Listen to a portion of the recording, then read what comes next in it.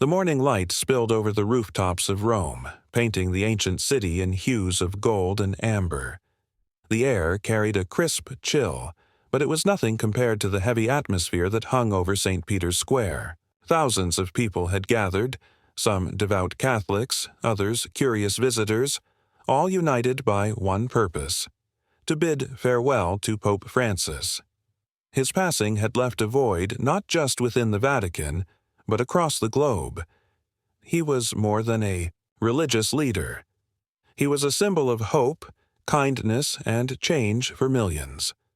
Amidst the sea of mourners stood rows of Swiss guards, their vibrant uniforms standing out against the somber backdrop.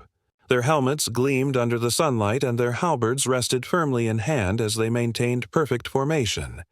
These men were trained to be stoic, disciplined, and unwavering, embodying centuries of tradition. Yet, among them, one guard seemed different. His name was Luca Moretti, a young man with sharp features and piercing blue eyes that revealed far more emotion than his comrades dared to show. Luca wasn't new to this role. He had joined the Swiss Guard 5 years ago, driven by a deep sense of duty and faith. But today felt unlike any other day. As he stood there, staring at the Grand Basilica where the Pope's body lay in state, memories flooded his mind.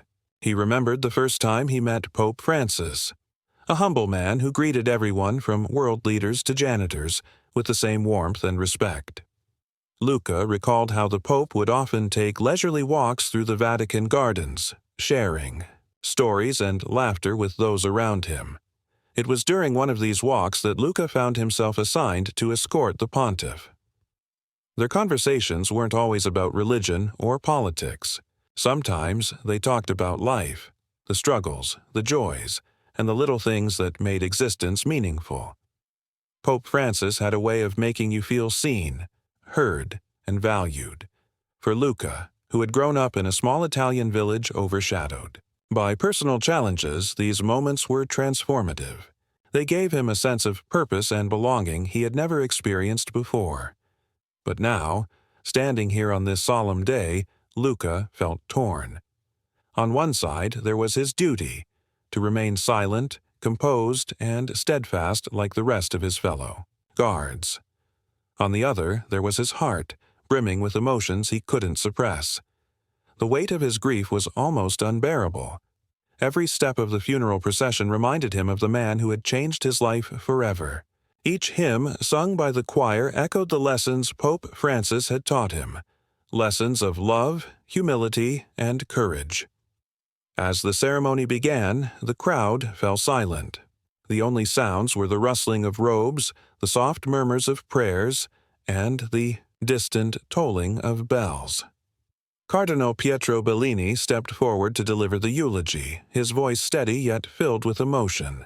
He spoke of Pope Francis's remarkable achievements, his efforts to bridge divides, his advocacy for the poor, and his relentless pursuit of peace. But when the cardinal mentioned a particular story about how Pope Francis had intervened to save a condemned prisoner from execution, something shifted inside Luca. That story was one Luca knew all too well.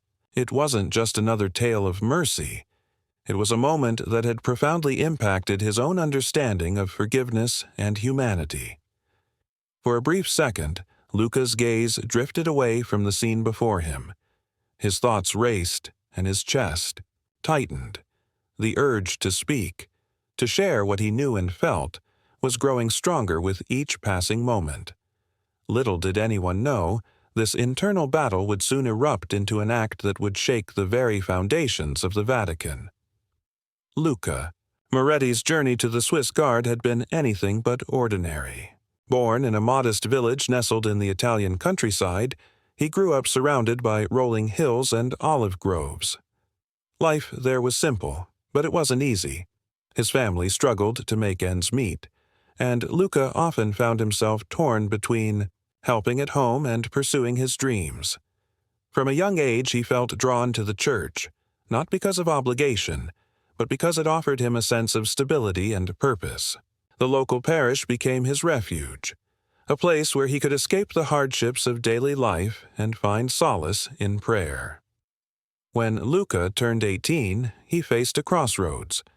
Most of his friends left for cities in search of work or enrolled in universities they couldn't afford. But Luca had always been different. He wanted something more meaningful than a paycheck or a degree. Inspired by stories of bravery and sacrifice, he decided to apply to the Swiss Guard, an elite group tasked with protecting the Pope and safeguarding the Vatican. It wasn't an easy decision. His mother cried when he told her, fearing for his safety. But deep down, she knew how much this meant to him. "If God is calling you," she said through tears, "then go." The training was grueling, both physically and mentally. Luca pushed himself harder than anyone else, determined to prove that he belonged among the ranks of these storied protectors. Days were spent mastering drills, learning ceremonial protocols, and honing combat skills. Nights were quieter, filled with reflection and letters home. During one of those quiet evenings, he received news that would change everything. Pope Francis himself had requested additional escorts for his private walks through the Vatican gardens. Luca was chosen for the assignment. At first, he was nervous. Standing beside the Holy Father felt surreal, almost intimidating. But Pope Francis quickly put him at ease. Unlike many world leaders, the pontiff didn't carry himself with grandeur or distance. Instead, he greeted Luca warmly, asking about his background and interests. Over time, their interactions evolved into genuine conversations.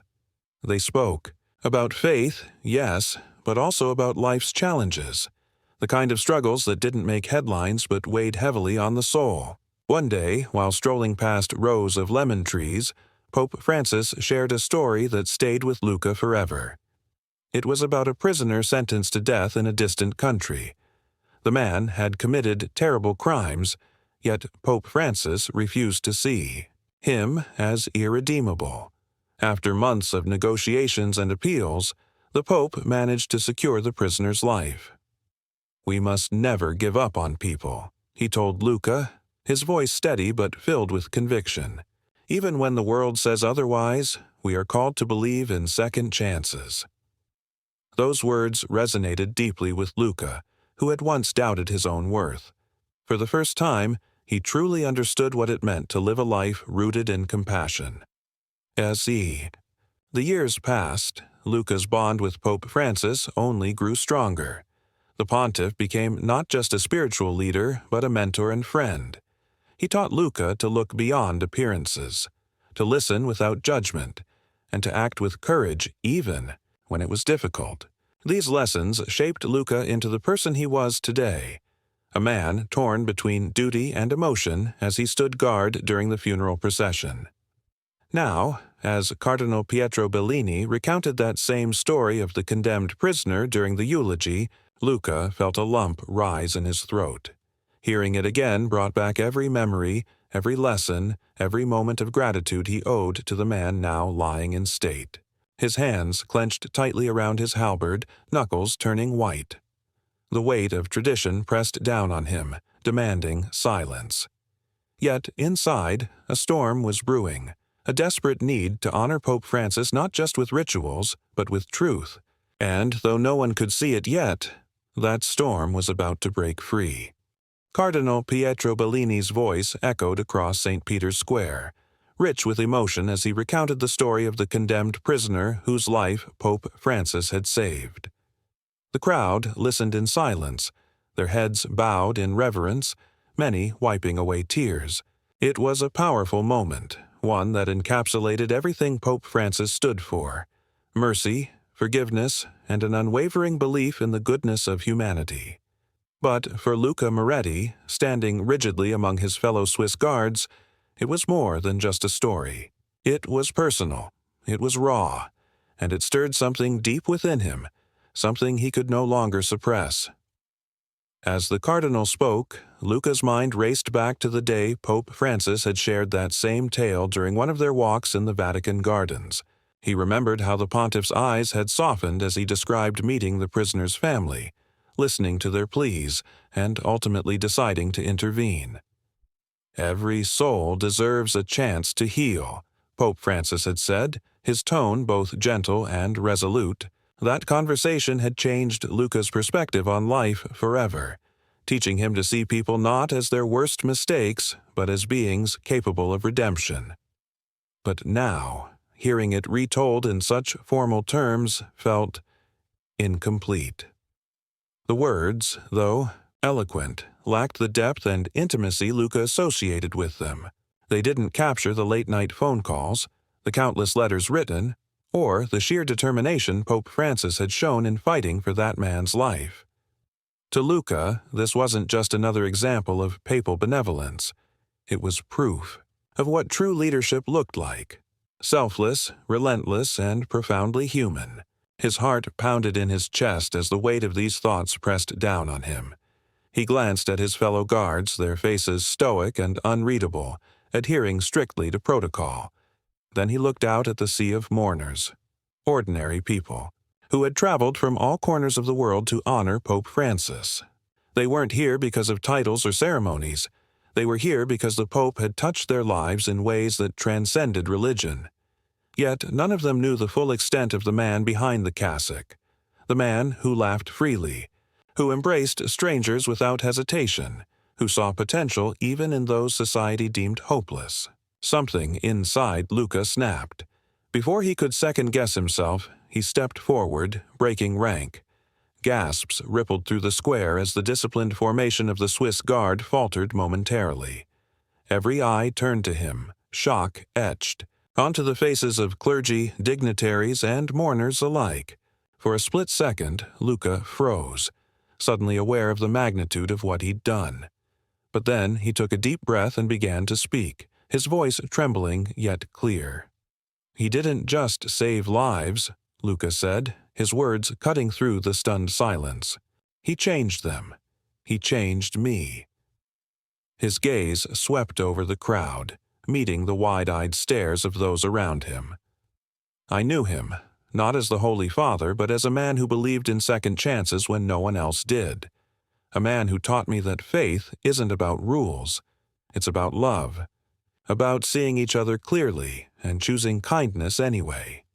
The murmurs grew louder, a mix of disbelief and awe spreading through the assembly. Cardinal Bellini paused mid-sentence, his mouth slightly agape. Even the other Swiss guards exchanged uncertain glances, unsure whether to intervene or let Luca continue. But Luca didn't stop.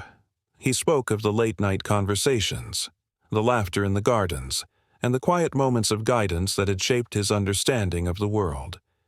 Each word poured out of him like water breaking through a dam, unstoppable and unfiltered. For the first time in centuries, the solemnity of a papal funeral was interrupted, not by chaos or anger, but by a single guard refusing to let the truth remain unsaid. As Luca stood there, defying every rule he had sworn to uphold, he realized he wasn't doing it for himself. He was doing it for Pope Francis, for the man who had taught him that sometimes breaking protocol is the only way to stay true to your heart. The moment Luca Moretti stepped forward, breaking rank and protocol, time seemed to freeze in St. Peter's Square. The murmurs that followed his words rippled through the crowd like a wave, growing louder and more chaotic with each passing second. People craned their necks to get a better look at the young Swiss guard who dared to disrupt one of the most sacred ceremonies in the Catholic Church. Some were shocked into silence, while others whispered fervently among themselves, trying to make sense of what they had just witnessed. Cardinal Pietro Bellini stood frozen at the pulpit, his prepared speech forgotten, his eyes locked onto Luca, searching for answers in the guard's tear-streaked face. For a man accustomed to order and decorum, this was unprecedented. Never in modern history had anyone, let alone a member of the Swiss Guard, interrupted a papal funeral. Yet there was something undeniably raw and sincere about Luca's outburst. It wasn't rebellion for the sake of defiance. It was an act born out of love and grief, a desperate attempt to honor Pope Francis in the only way he knew how. Inside the basilica, the reaction was equally intense. Cardinals seated near the altar, exchanged uneasy glances, their expressions ranging from disbelief to outright disapproval. One elderly cardinal muttered under his breath, "This is unacceptable." Another leaned over to whisper urgently to a colleague, "What does he think he's doing?" Even the Swiss guards standing nearby shifted uncomfortably, torn between their duty to maintain discipline and the undeniable truth in Luca's words. Captain Marcus Roth, the commanding officer of the Swiss Guard, clenched his jaw tightly, visibly struggling to decide whether to intervene or allow the moment to unfold. But amidst the shock and confusion, there were also those who felt moved. In the front rows of mourners, a woman clutching a rosary began to nod slowly, her lips trembling as if holding back tears.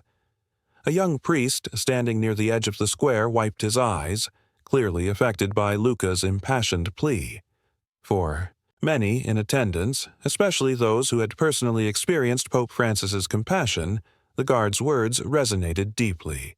They reminded everyone present of why they had come, not for pomp and circumstance, but to celebrate a man whose life had been defined by humility and humanity. As Luca continued speaking, his voice grew steadier, though no less emotional. He recounted specific moments when Pope Francis had gone out of his way to comfort someone in need, whether it was a grieving mother, a homeless man, or even a disillusioned seminarian questioning his faith. Each story painted a vivid picture of a leader who prioritized people over politics, kindness over tradition. By the time Luca finished, the entire square was eerily silent, as if holding its collective breath. No one knew what would happen next. Captain Roth finally broke the tension, striding toward Luca with measured steps. The other guards instinctively moved aside, creating a path for him. As he approached, his expression remained unreadable, a mix of stern authority and quiet contemplation. When he reached Luca, he placed a firm hand on his shoulder, signaling that it was time to leave. Luca hesitated for a brief moment, then nodded, lowering his head as he allowed himself to be led away. Though the immediate spectacle ended, the ripple effects of Luca's actions were far from over. Inside the Vatican, debates erupted almost instantly. Some viewed his behavior as reckless and disrespectful, fearing it undermined centuries of tradition. Others saw it differently, as a bold reminder of the very values Pope Francis had championed throughout his life. Whatever the outcome, one thing was certain. Luca's impulsive decision had shaken the foundations of the Vatican, forcing everyone within its walls to confront uncomfortable questions about faith, obedience, and authenticity. And so, as the ceremony resumed and Cardinal Bellini returned to his eulogy, the atmosphere in St. Peter's Square remained charged with emotion. Luca may have been removed from view, but his words lingered in the air, refusing to fade. They challenged not only those in power but also every person listening to reconsider what it truly meant to honor the legacy of Pope Francis. Luca Moretti was led away from the square with Captain Marcus Roth's firm grip still on his shoulder. The walk back to the barracks felt endless, each step heavy with uncertainty. His mind raced as he replayed the scene in his head, the gasps of the crowd, the stunned faces of the cardinals, and the weight of his own words hanging in the air. He had acted on instinct, driven by emotion, but now reality began to sink in. Breaking protocol wasn't just a breach of rules, it was an affront to centuries of tradition. As they entered the dimly lit corridor of the Swiss Guard headquarters, Luca braced himself for what was to come. Captain Roth wasted no time. Once inside, he turned to face Luca, his expression stern but not entirely devoid of complexity. "Do you have any idea what you've done?" Roth demanded, his voice low, but laced with anger. "You've embarrassed yourself, your fellow guards, and the entire institution we serve." Luca opened his mouth to respond, but Roth cut him off before he could speak. "This isn't about you or your feelings. This is about duty, discipline, respect." Luca stood silently, his chest rising and falling with each labored breath. He wanted to explain, to make Roth understand why he had spoken out, but the words caught in his throat. Instead, he simply nodded, accepting the gravity of his actions without argument. For now, at least, there was nothing left to say. Word of Luca's defiance spread quickly through the Vatican like wildfire. By evening, it had reached every corner of the sacred city, sparking heated discussions among clergy, staff, and even visitors. In the ornate halls where cardinals gathered, opinions were divided. Some viewed Luca's actions as reckless and unacceptable, a dangerous precedent that could undermine the authority of the Church. Others, however, saw something else, a reflection of Pope Francis's own willingness to challenge norms and prioritize human connection over rigid adherence to protocol. Among those who took notice was Cardinal Pietro Bellini, whose eulogy had been interrupted earlier that day. Initially caught off guard by Luca's outburst, Bellini found himself reflecting on the young guard's words long after the service ended. There was sincerity in Luca's voice, a passion that resonated deeply with the cardinal. It reminded him of countless moments when Pope Francis himself had chosen authenticity over formality, moments that had often sparked controversy but ultimately strengthened the Church's bond with its followers. That night, Bellini requested a private meeting with Captain Roth to discuss the matter further. The two men sat across from each other in a sparsely decorated office, the tension palpable. Roth recounted the details of Luca's behavior, emphasizing the need for discipline within the ranks. But Bellini listened thoughtfully, his fingers steepled under his chin. When Roth finished speaking, the cardinal leaned forward slightly, his tone measured yet firm. "I understand the importance of order," Bellini said, "but I also believe we must consider the spirit behind his actions. Did you hear what he said? Those weren't the words of a rebel. They were the words of someone profoundly moved by the Holy Father's teachings." Roth frowned, clearly conflicted. On one hand, he agreed that Luca's intentions seemed pure.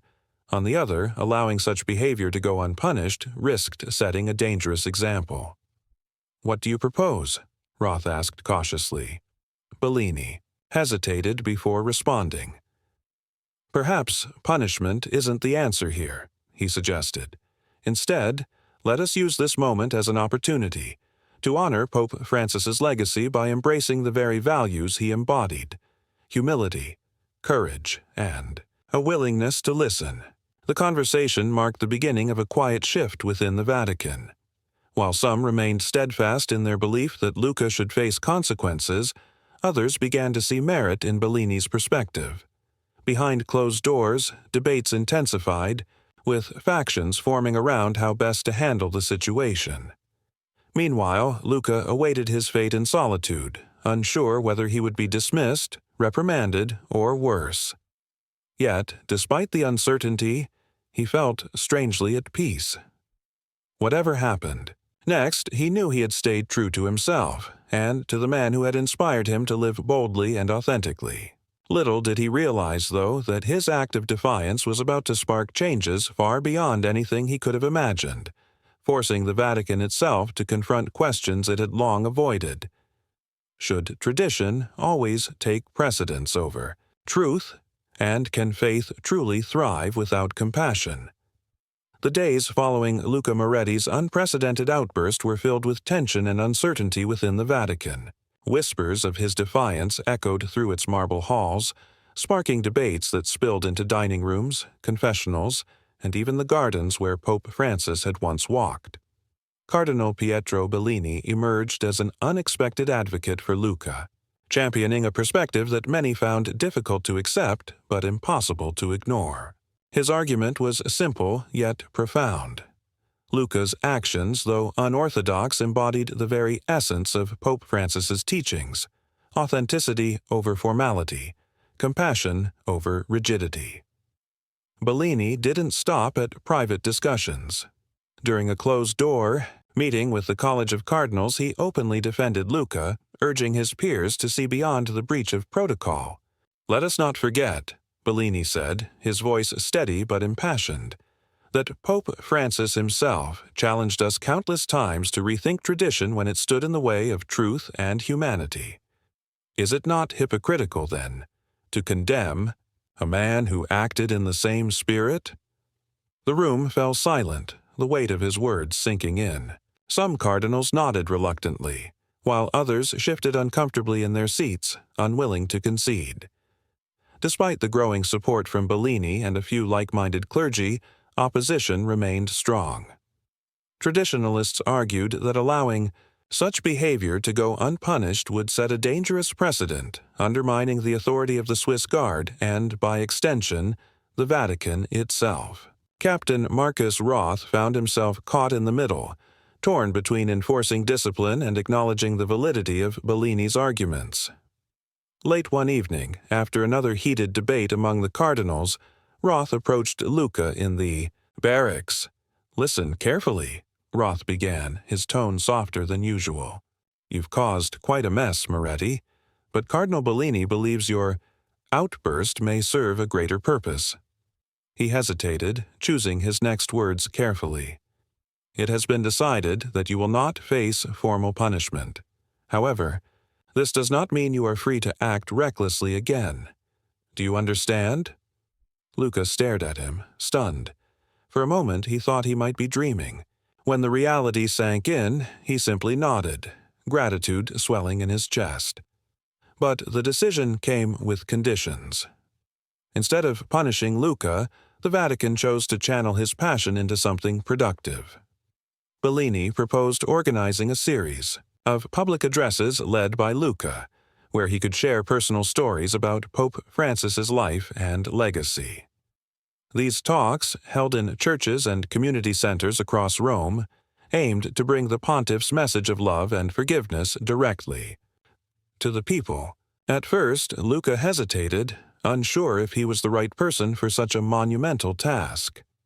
"I'm just a guard," he protested, "not a speaker or a leader." Bellini smiled gently. "Sometimes the most powerful voices are those of ordinary people who have experienced extraordinary things. You knew Pope Francis, not as a distant figure, but as a mentor and friend. Who better to tell his story?" The first talk drew a modest crowd, mostly locals curious about the Swiss Guard who had defied tradition. As Luca stood before them, his hands trembled slightly, clutching a small notebook filled with notes. But as he began to speak, his nervousness melted away. He recounted moments from his time with Pope Francis, the walks in the gardens, the laughter, the lessons learned. And soon the audience was captivated. Tears glistened in some eyes while others nodded in quiet agreement. By the end of the session, applause erupted, and several attendees lingered afterward to thank Luca personally. Word of these talks spread quickly, drawing larger crowds each time. People traveled from neighboring towns and eventually other countries to hear Luca speak. His authenticity resonated deeply, especially with those who felt disconnected from the institutional church. For many, his stories offered a glimpse of Pope Francis as they had never seen him before, not just as a global icon, but as a humble, compassionate human being. Even critics within the Vatican couldn't deny the impact Luca was having. Attendance at masses increased, donations poured in for charitable causes Pope Francis had supported, and conversations about faith became more open and heartfelt. Slowly but surely, even the staunchest opponents of Luca's initial defiance began to soften their stance. What had started as an act of rebellion was transforming into a movement, a testament to the enduring power of Pope Francis's vision and the courage of one young man who dared to honor it in his own way. As Luca Moretti's public talks gained momentum, their impact rippled far beyond the walls of Rome. What began as a small series of gatherings in local churches soon transformed into a phenomenon that captured the attention of the entire world. People from all walks of life, Catholics, atheists, skeptics, and spiritual seekers alike, flocked to hear him speak.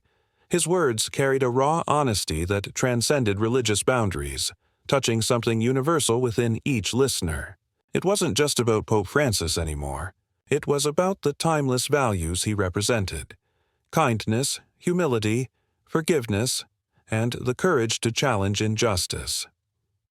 Luca's transformation was equally remarkable.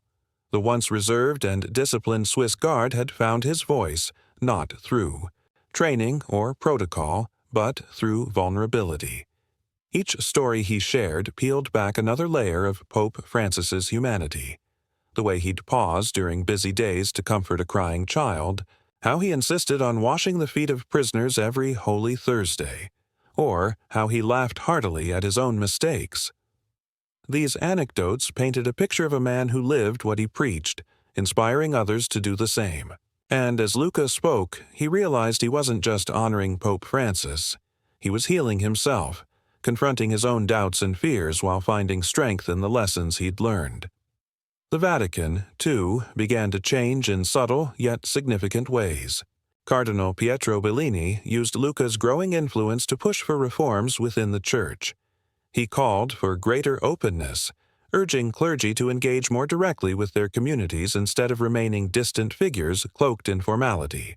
"If we are to truly follow in Pope Francis's footsteps," Bellini declared during a sermon, "then we must be willing to step out of our comfort zones, to listen, to act, and yes, even to break tradition when love demands it."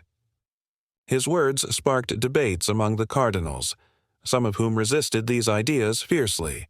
But there was no denying the renewed energy sweeping through the faithful, a reminder that the Church could evolve without losing its soul. For Luca, however, the journey was bittersweet. While his talks brought immense fulfillment, they also made him question his role within the Swiss Guard. As much as he respected the institution, he felt increasingly drawn to a different kind of service, one less, bound by rules and more focused on connection. One evening, after a particularly moving session in a small parish outside Florence, an elderly woman approached him. Her hands were weathered, her eyes filled with gratitude. "You've reminded me why I believe," she said softly. "Thank you for being brave enough to tell the truth." Those simple words stayed with Luca long after the crowd dispersed, planting a seed of clarity in his mind. Weeks later, Luca made a decision that surprised everyone, including himself. With Cardinal Bellini's blessing, he submitted his resignation from the Swiss Guard. The announcement sent shockwaves through the Vatican, reigniting old arguments about tradition versus progress. Some viewed his departure as irresponsible, fearing it would embolden others to abandon their duties. But many more saw it as an act of profound faith, an acknowledgement that sometimes true service requires stepping away from familiar paths to forge new ones. In his final days as a guard, Luca spent hours walking the same gardens where he had once accompanied Pope Francis. He reflected on how far he'd come, from a young man burdened by self-doubt to someone unafraid to stand up for what he believed in. On his last morning in uniform, Captain Marcus Roth met him near the barracks. There was no trace of anger or disapproval in Roth's demeanor now, only quiet respect. "You've done something extraordinary, Moretti," Roth said gruffly. "Don't waste it." With that, Luca stepped out of the gates of Vatican City, leaving behind the halberd and helmet that had defined so much of his life. Yet, he carried with him something far greater, a mission to continue spreading Pope Francis's message to the corners of the earth. Armed with nothing but his stories and unwavering conviction, he set off on a new chapter, a journey fueled not by duty, but by love. And though the road ahead was uncertain, one thing was clear. Luca Moretti had already changed the world simply by daring to speak the truth. Luca Moretti's journey took him far beyond the borders of Rome, leading him to places he had never imagined visiting. From bustling cities in South America to remote villages in Africa, his mission became a testament to the enduring power of Pope Francis's teachings. Wherever he went, crowds gathered, not because they were told to, but because they wanted to hear what he had to say. His talks weren't just speeches, they were conversations, moments of connection that left people feeling inspired and hopeful. Whether addressing thousands in a packed auditorium or sitting cross-legged on a dirt floor with a small group of villagers, Luca spoke from the heart, sharing stories that reminded everyone of their shared humanity. One particularly memorable stop was in Manila, Philippines, where Luca visited a shelter for homeless children. As he sat among them, listening to their laughter and dreams, he couldn't help but think of Pope Francis's insistence on seeing Christ in the faces of the marginalized. "You matter," Luca told the children, his voice steady yet tender. "Every single one of you matters. Don't let anyone tell you otherwise." The kids beamed at him, their eyes lighting up as if they'd been waiting years to hear those words. It was moments like these that reinforced Luca's belief that his decision to leave the Swiss Guard had been the right one. He wasn't just carrying forward Pope Francis's legacy. He was living it. Back at the Vatican, the effects of Luca's actions continued to ripple through its ancient corridors. Cardinal Pietro Bellini spearheaded new initiatives aimed at fostering dialogue between clergy and lay people, encouraging priests to step out of their churches and into their communities. Seminaries began incorporating lessons on empathy and humility, emphasizing that faith wasn't about rules but relationships. Even Captain Marcus Roth softened over time, quietly acknowledging that Luca's defiance had sparked something valuable, a reawakening of the Church's core purpose: to serve, not to control. But perhaps the most profound change occurred within Luca himself. Traveling the world and meeting countless individuals from diverse backgrounds deepened his understanding of what it truly meant to live a life of service. He encountered challenges along the way: language barriers, cultural differences, and moments of self-doubt, but each obstacle only strengthened his resolve. Alongside the stories of Pope Francis, Luca began sharing pieces of his own journey, reminding people that transformation starts with vulnerability. "I'm no hero," he would often say. "I'm just someone who tried to honor the man who changed my life." Years later, when asked how he wanted to be remembered, Luca smiled humbly. "I don't need to be remembered," he replied. "What matters is that people remember Pope Francis, and not just his name, but his spirit. If I've helped even one person see the world differently, then I've done my job." In the end, Luca Moretti's story became more than just an act of rebellion or redemption. It was a reminder that sometimes breaking protocol isn't about causing chaos. It's about creating space for truth and authenticity to shine through. What started as a moment of defiance at a papal funeral grew into a global movement, proving that courage, compassion, and conviction can inspire change in ways no one expects. And so, whether standing before thousands or kneeling beside a stranger in need, Luca carried forward the torch lit by Pope Francis, a flame of hope, love, and unwavering faith in the goodness of humanity. In doing so, he showed the world that true greatness isn't found in titles or traditions, but in the quiet, courageous acts of ordinary people willing to make a difference.